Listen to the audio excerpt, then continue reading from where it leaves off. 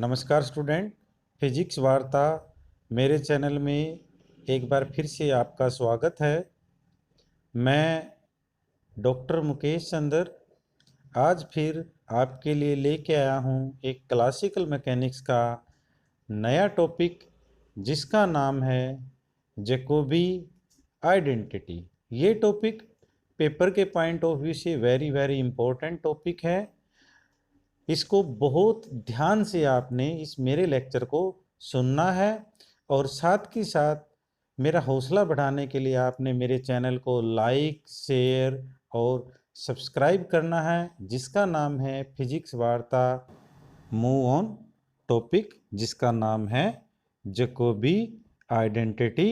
ये classical mechanics जो paper है उसका टॉपिक है। पॉइजन ब्रैकेट के साथ हम इस टॉपिक को डिस्कस करते हैं, तो हम स्टार्ट करते हैं। जैकोबी आइडेंटिटी को हम जैकोबी पॉइजन थ्योरम भी बोलते हैं, या पॉइजन सेकंड थ्योरम, या फिर पॉइजन आइडेंटिटी भी यहाँ पर हम बोलते हैं। जनरली जो हमने डिस्कस किया है अभी तक, जितने भी पॉइजन ब्रैकेट या उनकी प्रॉपर्टीज का, उनमें हमने only 2 variable as an function consider किए हैं। चाहे हमने एफ लिया हो, चाहे हमने एफ एच लिया हो, चाहे हमने वहाँ पर पोजीशन ली हो, चाहे वहाँ पे हमने मोमेंटा लिया हो, चाहे हमने पोजीशन एंड मोमेंटा कंसीडर किया हो। ओनली 2 एट ए टाइम हमने क्या किए हैं, कंसीडर किए। अब बेसिकली यहाँ पर जो जैकोबी आइडेंटिटी है या जैकोबी पॉइजन थ्योरम है, इनमें हम 2 वेरिएबल नहीं, हम यहाँ पर 3 वेरिएबल एज एन फंक्शन यहाँ पर हम लेके चलेंगे। और इनमें हमने सबसे पहले जो है कंसीडर कर लिए एफ जी और जो के हैं 3 जो है आर्बिट्रेरी फंक्शन है। और वो आर्बिट्रेरी फंक्शन है, उस आर्बिट्रेरी फंक्शन में in case we apply double Poisson bracket on these function, then output of these function is when we sum these 3 function after applying Poisson bracket the resultant is 0। और इनको आपने लेके कैसे चलना है, इन तीनों फंक्शन को कैसे कैसे लेके चलेंगे। पहले देखो एफ जी के यहाँ पर लिया है, जी के पे यहाँ पर एक पॉइजन ब्रैकेट है, और फिर जी के को सिंगल फंक्शन कंसीडर करके फिर एफ के साथ यहाँ पर इनकी पॉइजन ब्रैकेट है। एफ जी के, फिर जी को आगे ले आना है जी के एफ, और फिर के को आगे ले आना के एफ जी। मतलब इन तीनों को आपने क्या करना, साइक्लिक ऑर्डर यहाँ पे आपने मेंटेन रखना। कैसे, एफ जी के का जब इन तीनों का सम करेंगे तो ये 0 के बराबर आएगी। इसे बोलते हैं हम पॉइजन जैकोबी आइडेंटिटी। समटाइम्स ये पेपर में, कंपटीशन एग्जाम में भी आपसे पूछा जाता है कि जैकोबी आइडेंटिटी की जो प्रॉपर्टी है वो प्रॉपर्टी क्या है, या आपको 4 ऑप्शन दे दिए जाते हैं, उसमें ये पूछा जाता है कि इनमें से जैकोबी आइडेंटिटी कौन सी है। और इन्हीं का जो ऑर्डर होगा, सबसे पहले आपने क्या देखना है कि वो तीनों जो आर्बिट्रेरी फंक्शन आपने लिए हैं वो क्या होने चाहिए, वो साइक्लिक ऑर्डर में होने चाहिए। नाउ सबसे पहले इसके प्रूफ के लिए सबसे पहले आपने एक फंक्शन को कंसीडर करना पड़ता है। जो फंक्शन क्या है, आपने क्या फंक्शन लेना है, वो इस फॉर्म एफ जी के, ये आपने एज यूजुअल लेना है। नाउ उसके बाद जी एफ के, ये साइक्लिक ऑर्डर में नहीं है, ये चीज़ यहाँ पे स्पेशली रिमेंबर रखना है। जो साइक्लिक ऑर्डर में होता तो क्या होता, जी के एफ होता है यहाँ पर, बट यहाँ पे क्या साइक्लिक ऑर्डर में नहीं है। साइक्लिक ऑर्डर में नहीं है तो यहाँ पे बीच में आपने नेगेटिव साइन जो है इंट्रोड्यूस करके रखना है। तो ये एक्सप्रेशन यहाँ पे कंसीडर करनी है। नाउ इस एक्सप्रेशन में मैंने क्या बताया था, पहले आपने इनसाइड जो ब्रैकेट हैं उनके ऊपर पॉइजन ब्रैकेट लगानी है, फिर उसको एक फंक्शन आपने कंसीडर करके फिर आपने बाहर वाले के साथ क्या है, पॉइजन ब्रैकेट यहाँ पर आपने अप्लाई करनी है।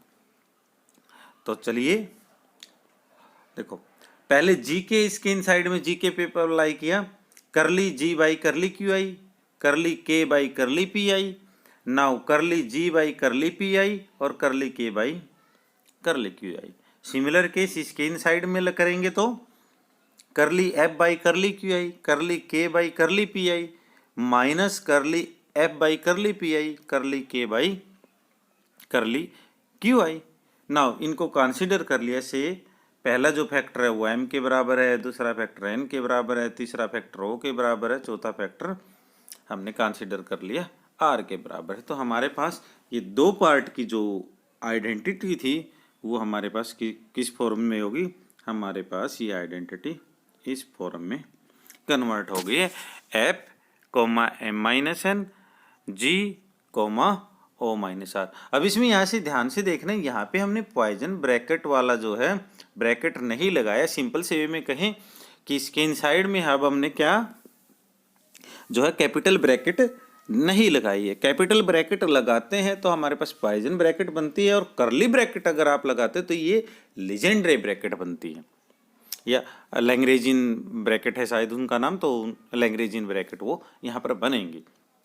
ना इसको अब ओपन कर दिया, एफ एन सिंपली जैसे हमने एफ जी वन और जी टू दो फंक्शन लिए थे, प्रॉपर्टी जो पॉइजन ब्रैकेट की गई थी उसमें जी वन और जी टू का एग्जाम्पल लिया था, तो वहाँ पे क्या लिख दिया था, एफ जी वन प्लस में एफ जी टू, वही प्रॉपर्टी यहाँ पे लगा दी, F N F M F N, यहाँ पर जी था तो जी ओ एंड जी आर, बीच में माइनस का निशान है तो इसके आगे प्लस का हो जाएगा, इसके आगे माइनस का, ये दोनों क्या आ जाएंगे आपके पास माइनस वाले हो जाएंगे। नाउ अब जस्ट इसको आपने क्या करना, सिंप्लीफाई करना है, और सिंप्लीफाई में हमने जो एम एन कंसिडर किए थे ये उस फॉर्म में यहाँ पे m n o and r यहाँ पे पुट करके क्या कर दिया हमने, पॉइजन ब्रैकेट लगा दी। नाउ एक रिलेशन और हमने किया था किसका, एफ जी वन जी टू, यहाँ पे मैंने एक्स लिखा हुआ है बट हमने जो डिस्कस किया था F G one g two का डिस्कस किया था, तो आपके पास क्या था,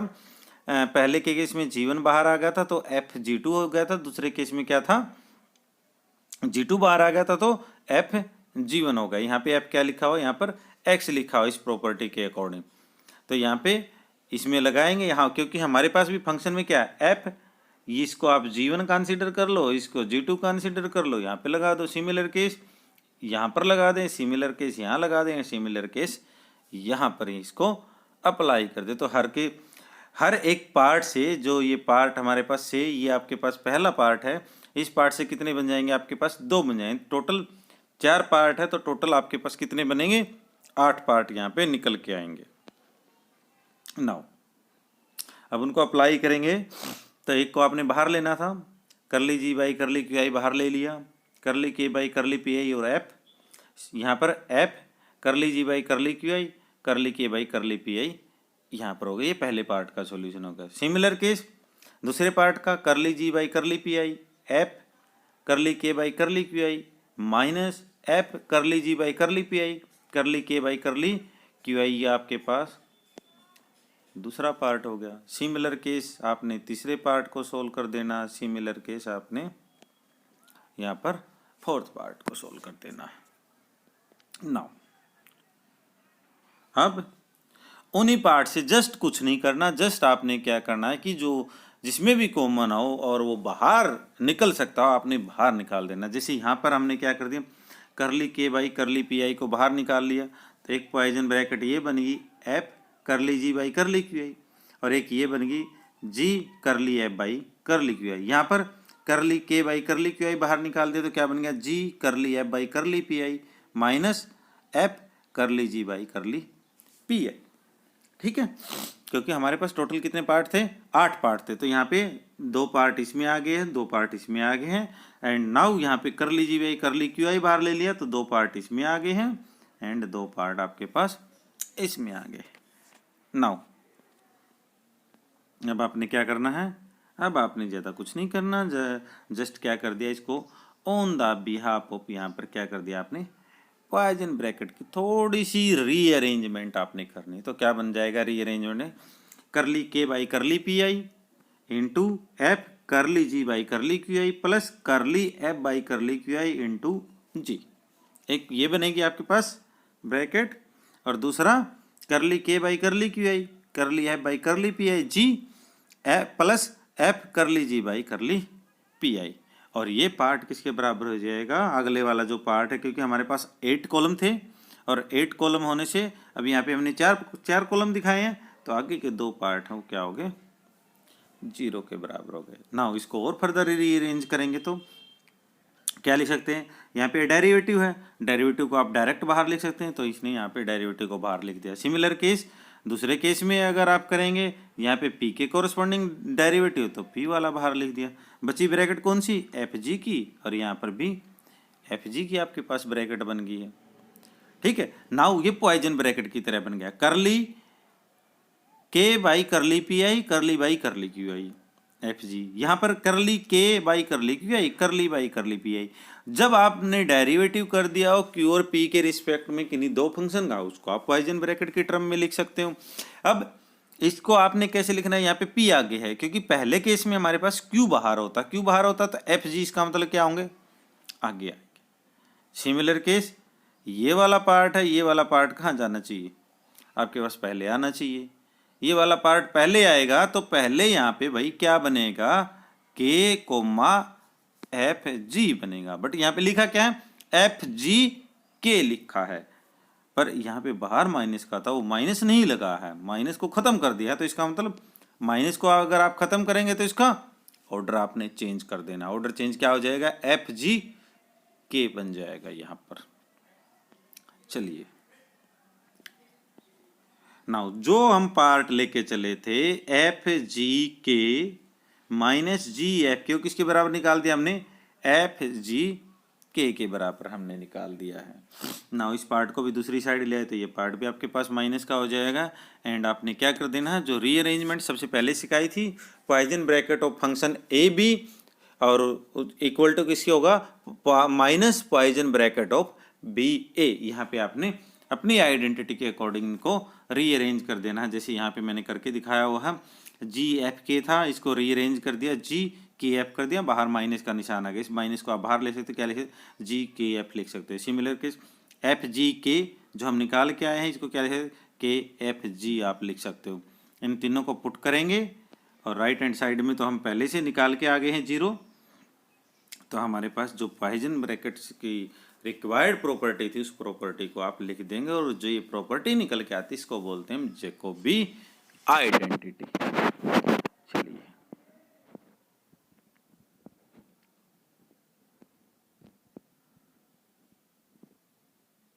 अब कुछ और भी यहाँ पर दिए हुए हैं कि हैमिल्टोनियन यहाँ पे अप्लाई कर देंगे तो हमारे पास क्या रिजल्ट आ जाएगा, ये जस्ट आप बुक से रीड आउट कर लेंगे। चलिए अब आता है angular momenta and poison bracket. Angular momenta को जनरली हम किससे लेके चलते हैं, एल से लेके चलते हैं। कई बुक में स्मॉल एल से भी दिखा होता, कई में कैपिटल एल से भी दिखा होता, दोनों आप एल से किसी भी एल से आप दिखा सकते हैं, तो ये एंगुलर मोमेंटा बनता है। समटाइम अगर आप क्वांटम की बुक देखेंगे, क्वांटम में मोस्ट प्रोबेबली ये कैपिटल एल से दिखा होता है, इनके क्लासिकल में देखेंगे तो ये लगभग स्मॉल एल से आपको क्या मिलेगा, विजिबल मिलेगा।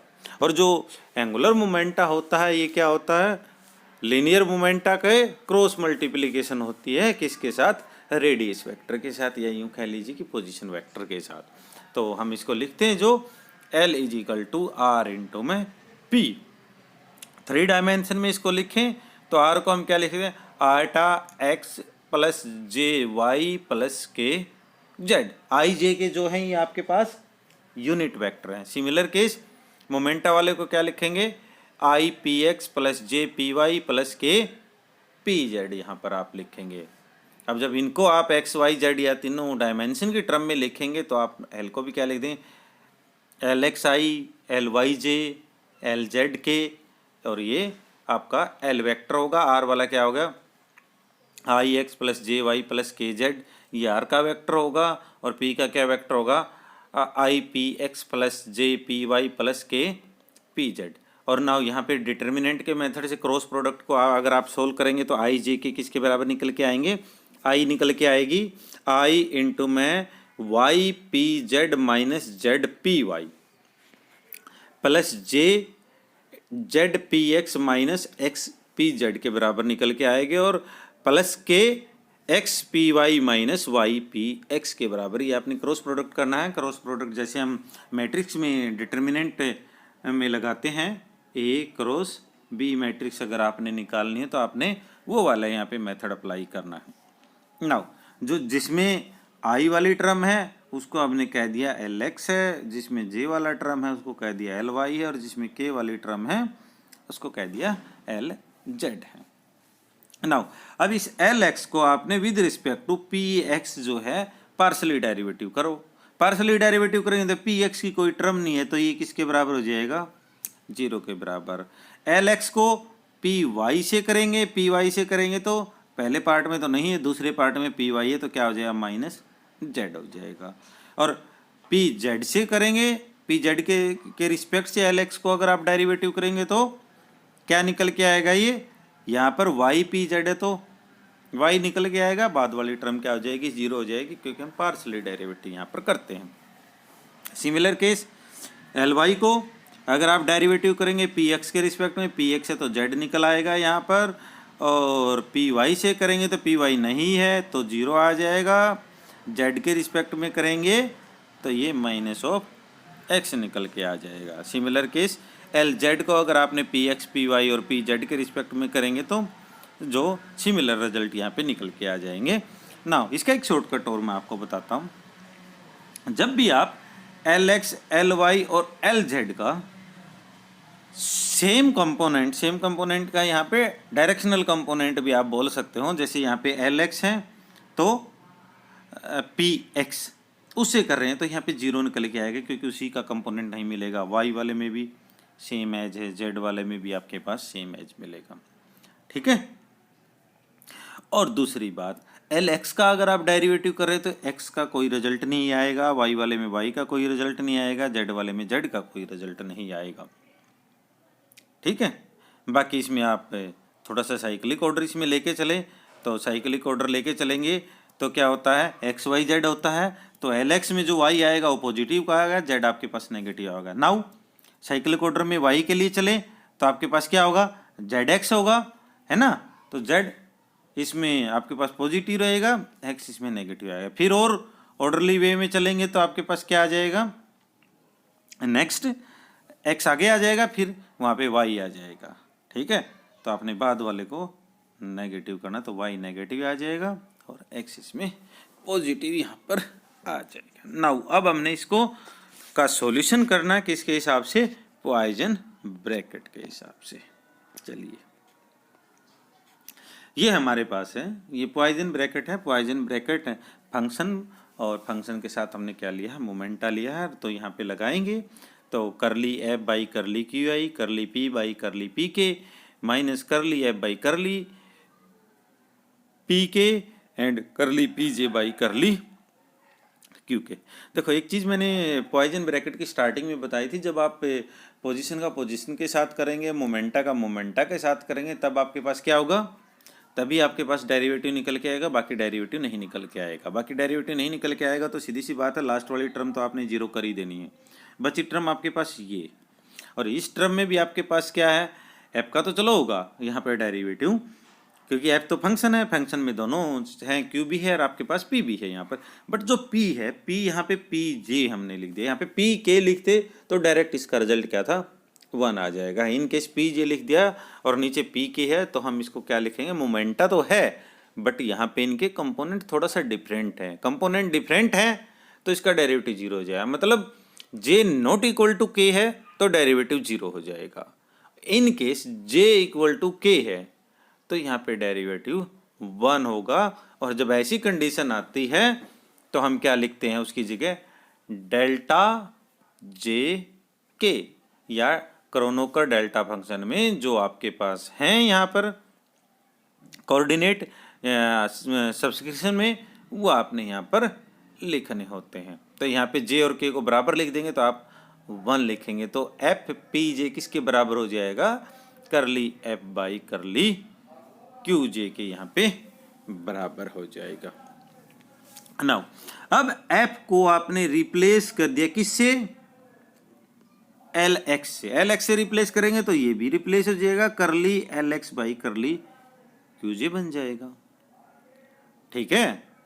और यहां पर आपके पास जो क्यू जे है, क्यू जे किसका है, पोजीशन का जर्नलाइज्ड कोऑर्डिनेट है, पोजीशन का जर्नलाइज्ड कोऑर्डिनेट है तो क्या होगा, पोजीशन के जर्नलाइज्ड कोऑर्डिनेट को हम Q1 Q2 Q3 up to Qn लेते हैं, बट एक्चुअल में जो पोजीशन होती है वो क्या होती है, एक्स वाई जेड से हम लेके चलते हैं, जैसे हमने आर के लिए दिखा है एक्स आई प्लस वाई जे प्लस जेड के यहाँ पर हमने शो किया है।